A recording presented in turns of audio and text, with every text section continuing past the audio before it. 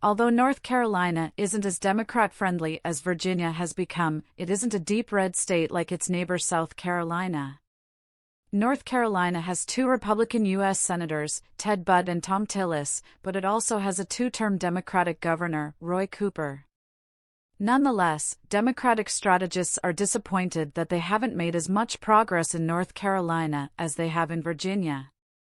And North Carolina Democrats have another reason to feel disappointed now that State Representative Tricia Cotham has switched from Democrat to Republican. According to Vice reporter Paul Blest, Cotham's defection to the GOP gives North Carolina Republicans the ability to pursue their agenda with a veto-proof majority over Democratic Governor Roy Cooper.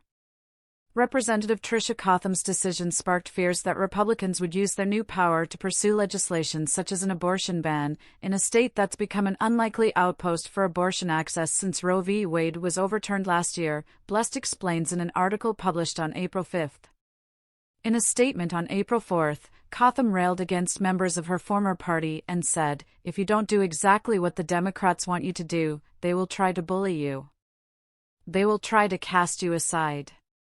Cotham isn't the only former Democrat to formally announce her defection from the party in recent months. In 2022, Senator Kyrsten Sinema of Arizona and former Representative Tulsi Gabbard of Hawaii were quite vocal about their decisions to leave the Democratic Party. But unlike Cotham, Sinema and Gabbard became independents rather than opting to join the GOP.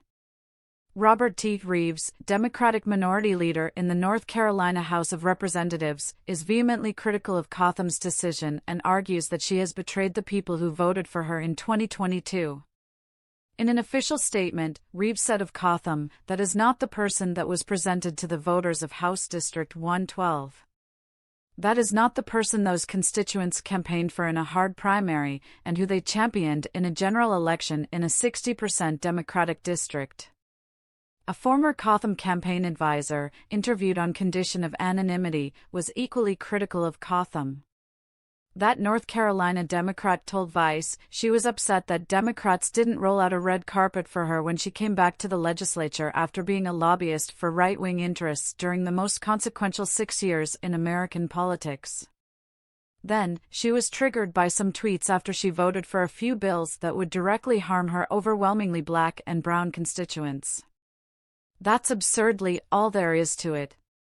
There was no strategy behind it.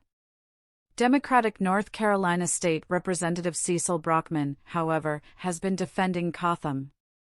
Brockman told the News and Observer, "I think she just wanted to do what's best for her district, and when you're constantly talked about and trashed, especially the way that we have been over the past few weeks, I think this is what happens."